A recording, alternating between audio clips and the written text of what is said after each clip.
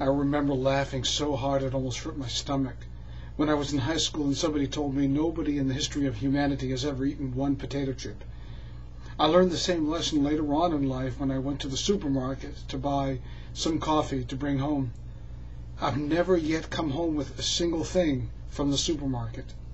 And so the same sort of lesson seems to apply to the Torah reading as well, not just for today, but all the time. You open the book, your eyes fasten onto the passage, and you discover, lo and behold, it's far more than it seems. This week, Tetsay, ki tetsay lemilchama loivecha, when you go out to war against your enemy. Seems pretty clear, but on second look, not so clear as it would seem, as it did the first time around. For ki tetsay lemilchama means when you go out to war against your enemy. Lost in the English translation is that this is in the singular. When you, singular, go out to war against your enemy. Who is your enemy? Not your enemy as a people, but your enemy as a person. And the Hasidic sages are quick to point out to us that your enemy is you, at least a part of you. Your Yetzer Hara, the dark, evil, nefarious side of the self. That's the evil neighbor. That is the enemy with which you need to combat, with which you need to get up very early in the morning and fight tooth and nail against, to ensure that it does not overcome you, it does not overcome us, it does not become us, even more powerfully so. And the Kotzker Rebbe also says that you have to be willing to wage war against it.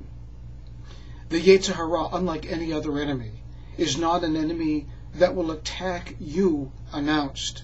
Therefore, if you want to win a war against the dark, personal, internal self, you have to attack it. You have to go out and say, I want to be, I wish to be, I will make me, I am me.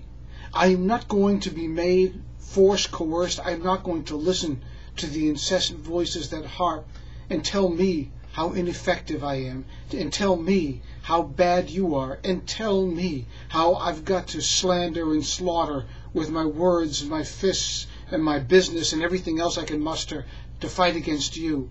Instead, what I need to do is to counter all of these things with my own strength, enough to stand on my own soulful feet and be what God wants me to be.